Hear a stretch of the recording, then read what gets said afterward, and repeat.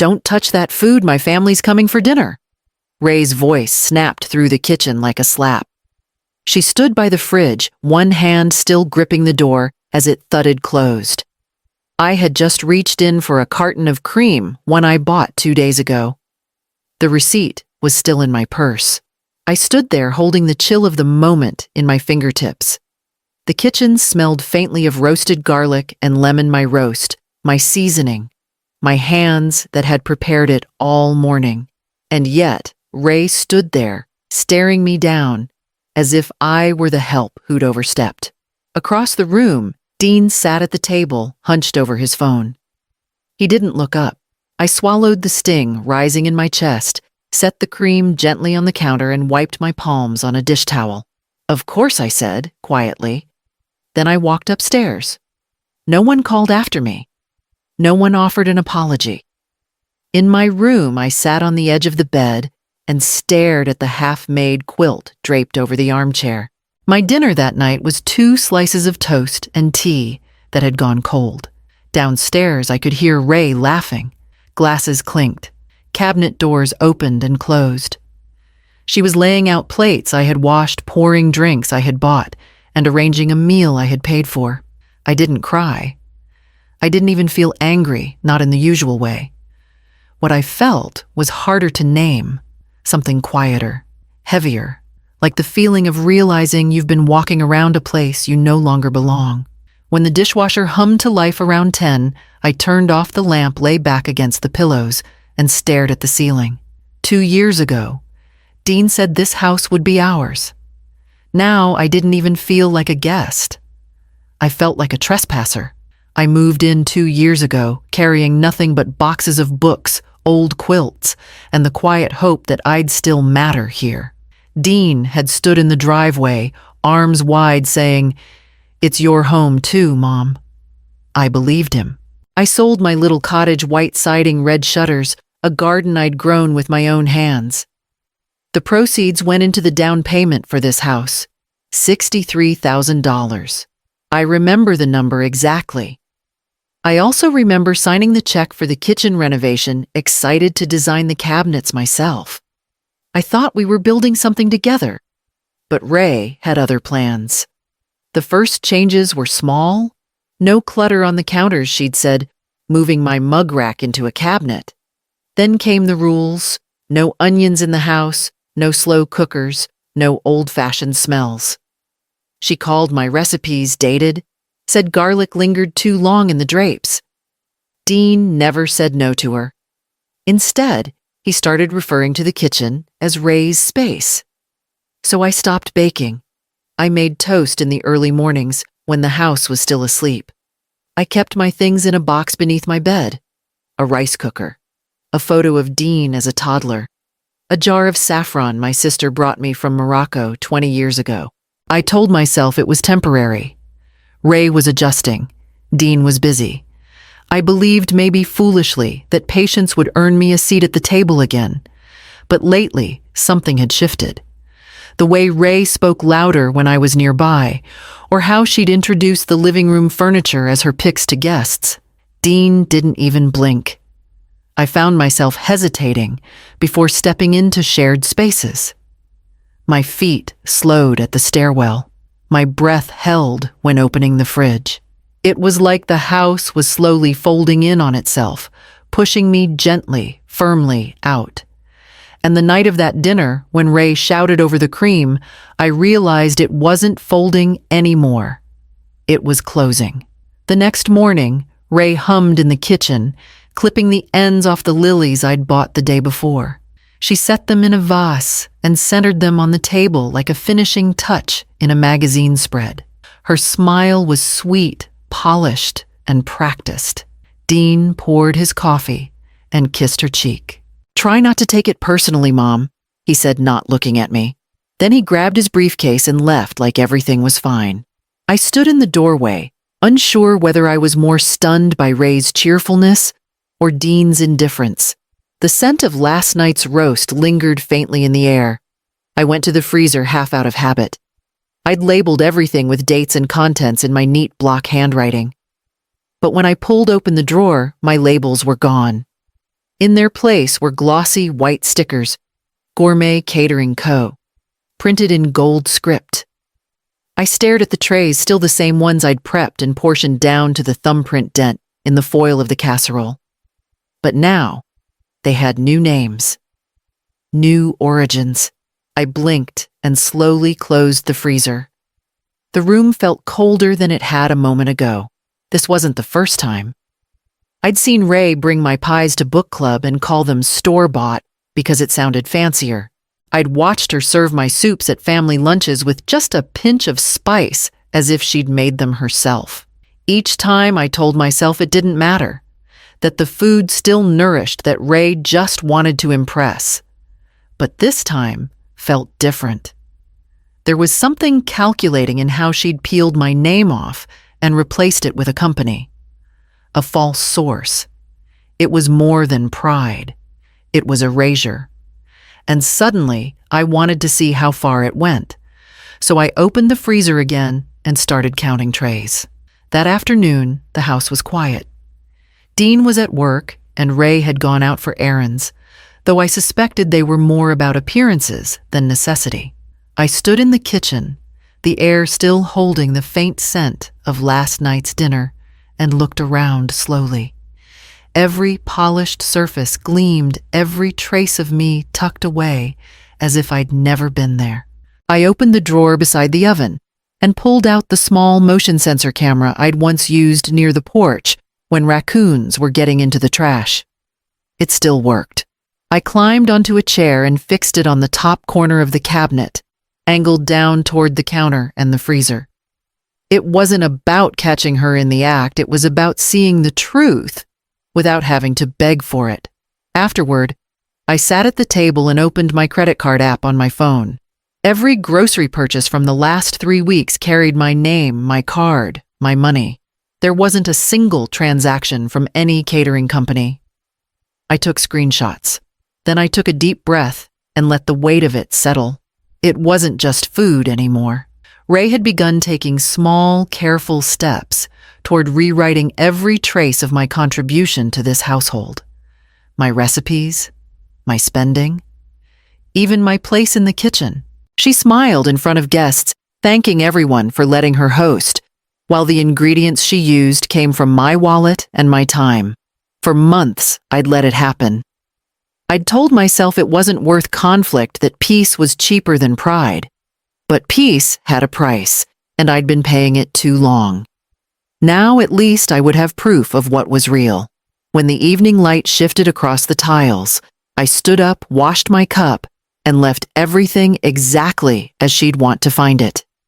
That night, I lay in bed, listening for the sound of the front door, waiting for the camera's quiet red light to blink to life.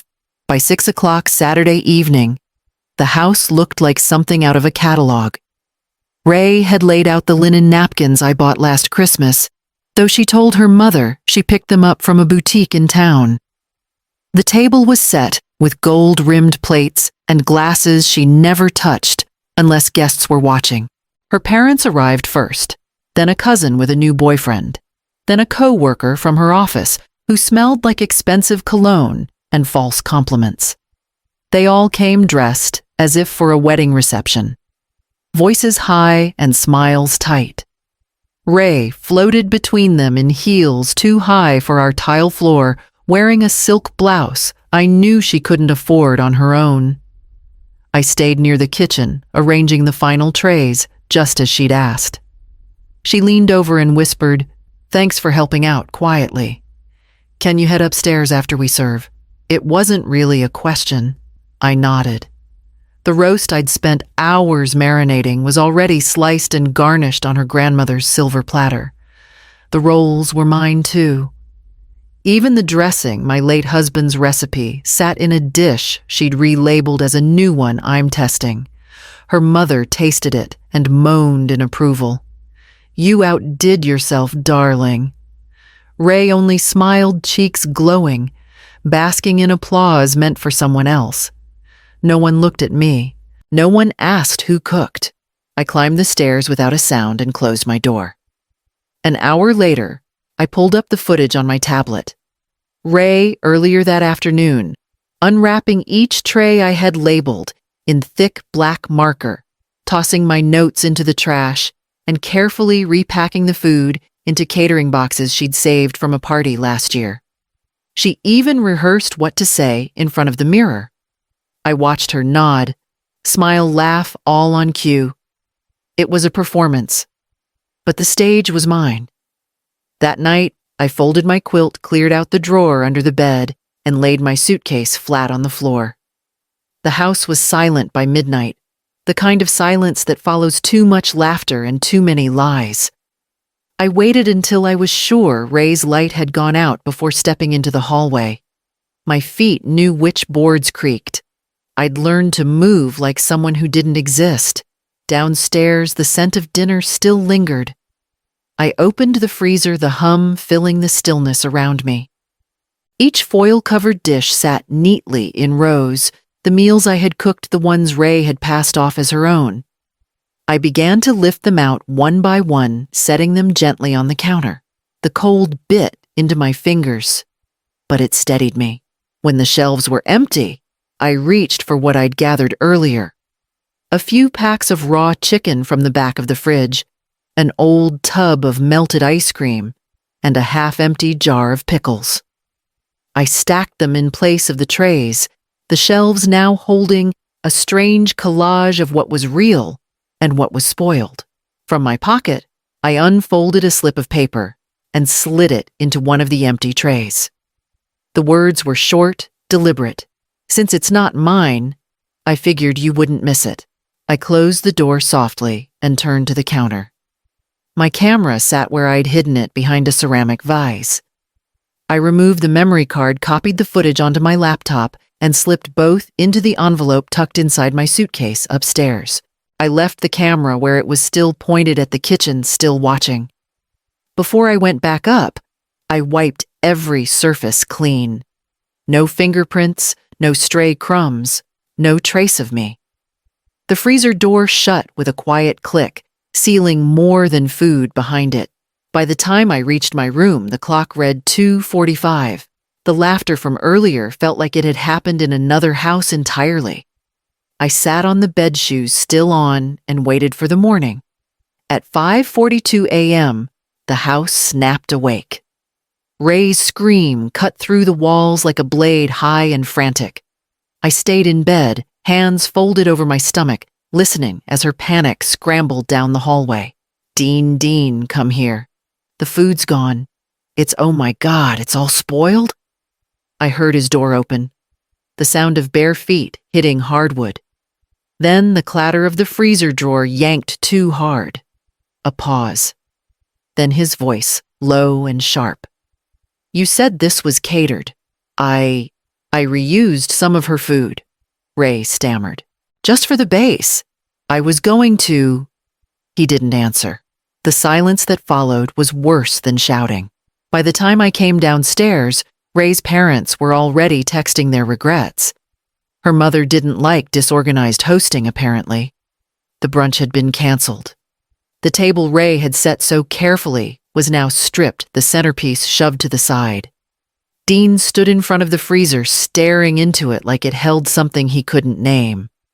The raw chicken sat thawing in a puddle. The tub of melted ice cream had tipped its contents, dripping down the back wall in slow, sticky trails. Ray was on the phone in the hallway, voice tight and defensive. I don't know what happened. It was there yesterday. Someone must have... She stopped when she saw me. I walked into the kitchen without speaking. Reached for the kettle and poured myself a cup of coffee. The smell filled the room, warm and sharp. Dean didn't look away from the freezer. You lied to me, he said softly. Ray opened her mouth, then closed it again. I sat at the table, stirred my coffee, and took a slow sip. Ray's voice had gone silent. Dean finally turned toward me, eyes narrowed, with something that wasn't quite anger, just the beginning of recognition. I met his gaze for only a moment before turning back to the steam rising from my cup. Nothing needed to be said. Not yet. But the sound of something unraveling had already begun.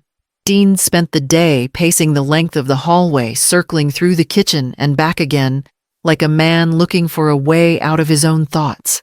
Every time his steps slowed near the bedroom, Ray's door stayed shut. She hadn't come out since the morning. By evening, the house had quieted again. No shouts, no explanations. Just the sound of a man beginning to notice the pieces of something he'd helped break. I sat on the porch with a blanket over my knees, watching the sky dim. The sun had dipped low behind the trees and the air felt cooler than usual. Dean came out and sat beside me without a word at first. He didn't meet my eyes. "She manipulated everything, didn't she?" he finally asked. I didn't pretend to soften it. "She lied," I said. "And you let her." He winced, but he didn't argue. Just stared at his hands resting useless in his lap. "I thought I was keeping the peace," he said after a while. I nodded slowly.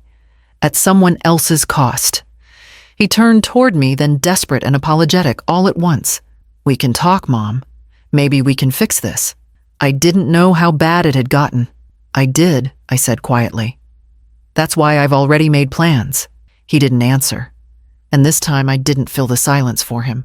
Later, in the soft light of my bedroom, I opened the closet and pulled out the suitcase I'd packed days ago. It was small, but enough. I placed the bank envelope inside, along with the spare keys to the rental I'd already signed for. The SD card slipped into its sleeve tucked between folded clothes. I zipped it closed, smooth and final. The night outside was still, the house unnaturally quiet. There was no shouting, no tears, just the heavy hush of a truth that could no longer be ignored. I sat down on the edge of the bed and waited for morning. I left before the sun had fully risen, before the house could stir or make noise enough to pull me back. The suitcase rolled softly across the tile, its wheels barely whispering as I passed through the hallway one last time. In the kitchen, I set my key on the table next to the folded note. Nothing dramatic, just a few lines. The date, that I was leaving.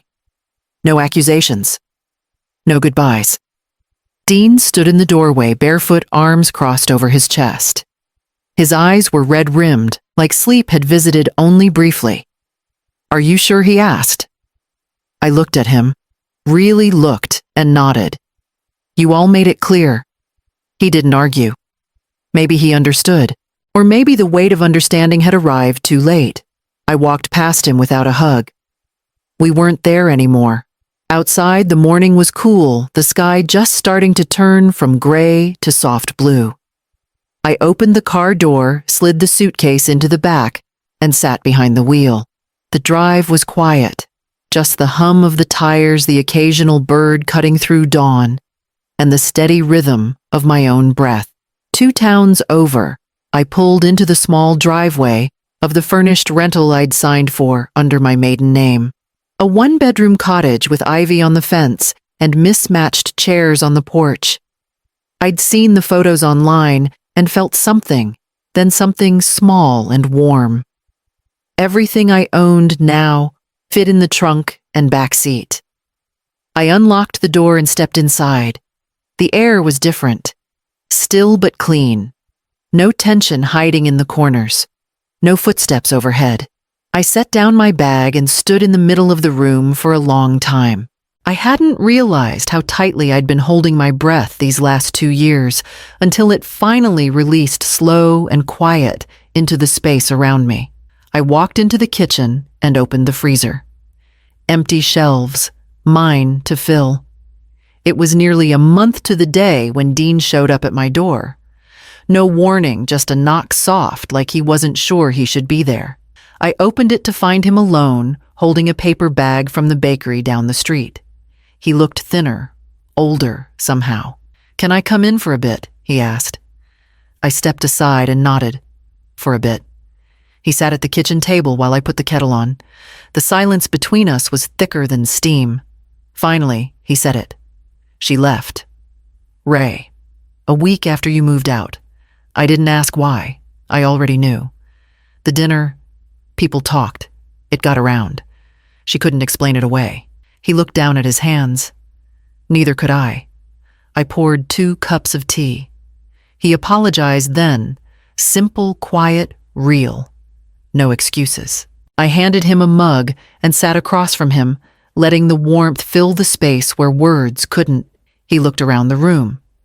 The kitchen here was small, bright, peaceful. No tension folded into the corners. No one watching to correct or claim. "Do you miss the old place?" he asked. I stirred my tea and looked out the window. The ivy on the fence danced in the breeze. "I miss what it was supposed to be," I said. He nodded, eyes falling to the floor again. We didn't say much else. When he finished his tea, he stood to go. At the door, he lingered. "Can I come back sometime?" I didn't answer. Not yet. After he left, I washed our cups and wiped the table. The quiet settled again, not heavy, just present. I walked to the freezer and opened it. Inside, everything was in order, neatly labeled containers stacked just so. Meals for one. Enough and nothing more. I closed the door, turned off the light, and let the silence follow me down the hall.